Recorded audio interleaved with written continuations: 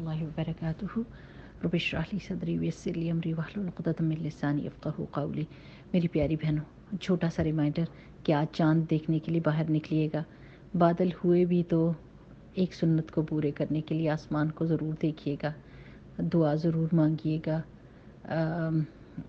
اس کو کیا کہتے ہیں، شوق کا اظہار کیجیے گا کہ چاند نظر آیا کہ نہیں آیا، دیکھنے کی پڑھنے کی کوشش کیجیے گا کہ بچوں کو ایکسائٹمنٹ ہوتی ہے اس کی کہ چاند نظر آیا کہ نہیں آیا۔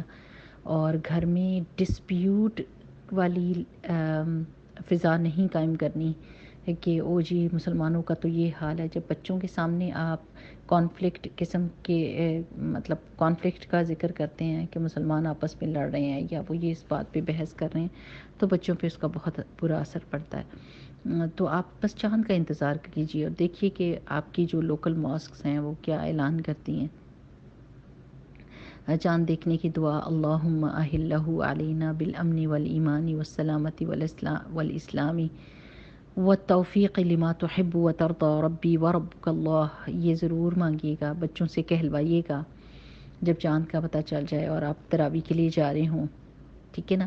اور ایک بات جو ہے سب سن لیں، جس کے دل ٹوٹا ہوا ہے، جو خوش ہے، جو مطمئن ہے، جو بے چین ہے، جو اداس ہے، جو تکلیف یا پریشانی میں ہے، جو بیمار ہے، ان سب کو پتہ چل جائے کہ جب آپ نماز میں کہتے ہیں نا اللہ اکبر، تو سمجھ جائیں کہ اللہ ان سب چیزوں سے، ان سب ضرورتوں سے، ان سب تکلیفوں پریشانیوں سے بڑا ہے۔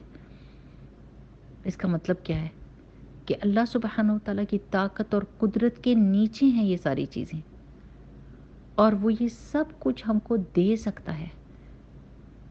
کبھی ہمارے پہ آزمائش ہمارے اپنے ہاتھوں کی کمائی کی وجہ سے آتی ہے، لیکن ہمارا دل اپنی غلطی کو ایکسیپٹ کرنے پر تیار نہیں ہوتا، اور ہم لوگوں کے سامنے حیرانی اور پریشانی کا اظہار کرتے ہیں کہ یہ آیا تو آیا کیوں۔ تو ہم خود کو بھی دھوکہ دیتے ہیں، لوگوں کو بھی دھوکہ دیتے ہیں، اور سمجھتے ہیں کہ اللہ کو بھی نہیں پتہ۔ تو جب غلطی خود کی ہو تو پھر ضرور اس کی کریکشن کرنی ہے، چاہے وہ ہمارے پہ کتنا ہی بھاری ہو۔ یقین کریں کہ اپنی غلطی کو ایکسیپٹ کرنا اپنے دل کے اندر بھی ایک بہت بڑی سٹرگل ہوتی ہے، بڑا مشکل کام ہے کہ اپنی غلطی کو بندہ ایکسیپٹ کرے اپنے اندر ہی۔ اپنے سے بھی انسان ساری زندگی جھوٹ بولتا رہتا ہے۔ تو چلیں ایک دفعہ سچ بول کے ہی دیکھتے ہیں، اپنی غلطیوں کو ایکسیپٹ کرتے ہیں۔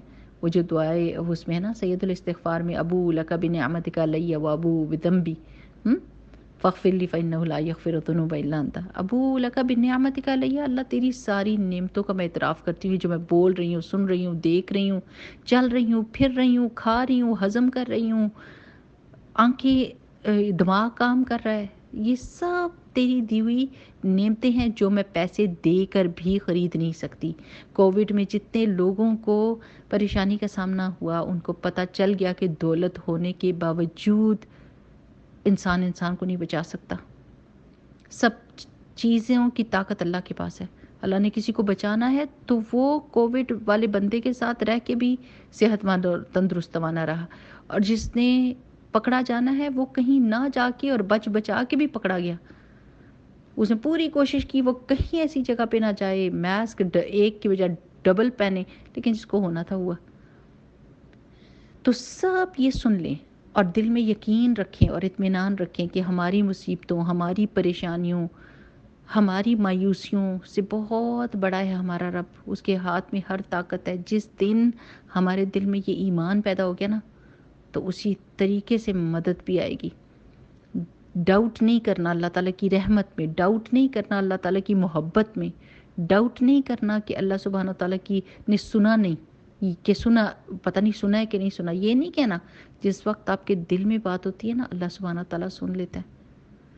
وہ تو علیم بذات الصدور ہے، آپ کے سینوں کے بھید تک جانتا ہے۔ تو آپ کی زبان کی کہی ہوئی بات نہیں سنے گا؟ الا یعلم من خلق وهو اللطیف الخبیر، کیا وہی نہیں جانے گا آپ کو جس نے آپ کو پیدا کیا ہے؟ وہ تو آپ کی رگ رگ سے واقف ہے۔ اللہ کے رحم پر، اس کی حکمت پر اور اس کی محبت پہ تو کبھی بھی شک نہیں کرنا چاہیے۔ وہ تو بہت ہی بڑا ناز سمجھ اور کہہ لیں کہ بہت ہی بدقسمت بندہ ہے جو اللہ کی رحمت پہ شک کرے۔ دوسری بات یہ کہ جب کوئی تکلیف پریشانی آئے اور آپ کو پتہ ہو کہ آپ نے کوئی غلط کام نہیں کیا، تو سمجھ لیں کہ اللہ تعالیٰ آپ کو اور مضبوط اور طاقتور بنا رہا ہے، کیونکہ انسان جب بہت سخت مشکل میں ہوتا ہے نا تو کہتا ہے اور ہو کیا جائے گا، اس سے بڑھ کر اور کیا ہوگا، چلو ٹھیک ہے، اللہ تعالیٰ نے جہاں باقی چیزوں سے بچایا اس سے بھی بچا لے گا، نہ بھی بچایا تو اللہ تعالیٰ کے پاس ہی جانا ہے نا، اور اکیلا ہی جانا ہے نا، کیا ہو جائے گا۔ تو انسان اتنا مضبوط اور طاقتور ہو جاتا ہے۔ آپ دیکھیں نا، حضرت ابراہیم علیہ السلام کو آگ میں پھینکا گیا تھا تو کیا ہوا ان کو؟ انہوں نے کہا تھا نا اللہ ہے، بس ٹھیک ہے، دیکھا جائے گا جو کچھ ہوگا، آخر میں ہونا کیا ہے، سب سے بڑی بات یہ کہ بندہ مر جائے۔ تو اگر اللہ تعالیٰ کا ساتھ ہے تو مرنا بھی ایک سکون کی بات ہوگی۔ جو میں نے آپ کو دعا سکھائی ہے نا، اللہم انی اسألک برد العیش بعد الموت ولذت النظر الی وجہک، بس یہ کہ اللہ تعالیٰ ایمان کے ساتھ ہم کو لے کر جائے۔ اللہ تعالیٰ سے دعا ہے کہ یہ رمضان بہترین نیکیوں کے موقع ہم اپنی آنکھوں سے، اپنے کانوں سے، اپنی زبان سے، اپنے دل سے، اپنے جوارح سے بہت ساری مقبول نیکیاں کریں جو اللہ تعالیٰ کو قبول ہوں، اور اللہ تعالیٰ ان کا اجر اور ثواب محفوظ رکھے۔ اللہ تعالیٰ ہمارے سب آس پاس کے لوگ بلکہ پوری دنیا کو ہماری خیر پہنچائے۔ بھلا وہ کیسے پہنچے گی؟ آپ کی دعا کی وجہ سے۔ اللہم اغفر للمؤمنین والمؤمنات والمسلمین والمسلمات، ساری امت کے لیے دعا کریں اور آپ کی خیر سب تک پہنچے گی۔ اور مزے کی بات یہ ہے کہ جب آپ ان سب کے لیے دعا کریں گے نا، آپ کی آنکھوں کے آگے پوری دنیا آئے گی اور مسلمان ہیں، تو پلٹ کے فرشتے بھی جواب آپ کو دیں گے، اور اتنی ہی دفعہ جتنے انسان ہوں گے نا، جتنے انسانوں کو آپ نے دعا دی اتنے انسانوں کی تعداد میں آپ ہی کی طرف پلٹے گی دعا۔ صحیح ہے نا؟ ایسے ہی ہوتا ہے نا، جب مومن مومن کے لیے دعا کرتا ہے تو پلٹ کے فرشتہ اس کو کہتا ہے آپ کے لیے بھی ہے، تو آپ نے اتنی کروڑوں مسلمانوں کے لیے کیا تو آپ کے پاس بھی پلٹ کر دعا آئے گی۔ ہم تو بڑی خوش قسمت ہیں، بہت ہی۔ ہم تو مایوسی مجھے سمجھ نہیں آتی کہ کیسے آئے۔ جب اللہ سبحانہ و تعالیٰ کا پتہ ہونا تو میری پیاری بہنوں، مایوسی کی بات نہیں کرنی چاہیے، اللہ تعالیٰ سے امید رکھنی چاہیے۔ برے سے برے حالات میں بھی ہم نے اپنے پیارے نبی ایوب علیہ السلام کو دیکھا کہ کیسے ان کو کتنی تکلیفیں پریشانیاں پہنچی، لیکن وہ شدید مشکل کی حالت میں انہوں نے کیا کہا؟ آج اگر اللہ سبحانہ و تعالیٰ شیطان کو پتہ چل جائے نا کہ میں کتنا خوش ہوں کہ جب میں صحت میں تھا تو کاروبار اور بچے اور گھر اور سب کچھ، اور میں تیری عبادت کرتا تھا، لیکن یہ جو ہے کہ جس میں کوئی بھی تیرے اور میرے درمیان میں نہیں ہے، اور میں اللہ سبحانہ و تعالیٰ کی تسبیح کرتا ہوں اور شکر ادا کرتا ہوں، تو کتنے مزے کا یہ تعلق ہے کہ جس میں کوئی بیچ میں ڈسٹریکشن نہیں ہے۔ تو اگر شیطان کو یہ پتہ چل جائے کہ مجھے اس چیز میں بھی کتنی لذت ہے اس عبادت میں، تو مجھ سے یہ خوشی چھیننے کی کوشش کرے۔ تو میری پیاری بہنوں، یہ کوئی واقعات یا پیغمبروں کے حالات کوئی ایسے تھوڑی اللہ تعالیٰ نے بتائے تھے، یہ اس لیے بتائے تھے کہ ہم ان کے ساتھ ریلیٹ کر سکیں اپنے آپ کو۔ تو اس رمضان میں اللہ کی رحمت کو ایسے اللہ سبحانہ تعالیٰ کو پکارے نا کہ آپ کو مزہ آ جائے، آپ کے دل کو وہ ٹھنڈک اور وہ مٹھاس محسوس ہو اللہ سبحانہ تعالیٰ کی قربت کی، اللہ تعالیٰ کی محبت کی، اللہ تعالیٰ کی رحمت کی، اللہ سبحانہ تعالیٰ کی احسانوں کی۔